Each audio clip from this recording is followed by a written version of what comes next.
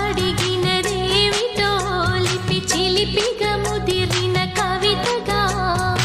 అది విని అదిమిన షోకులో ఉరి విడిచిన నెమలికి సవతిగా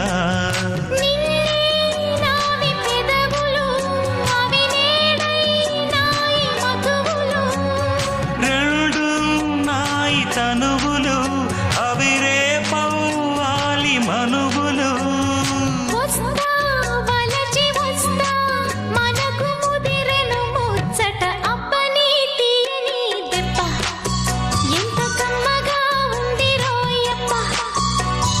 అమ్మ నీనున్న నీ బుగ్గ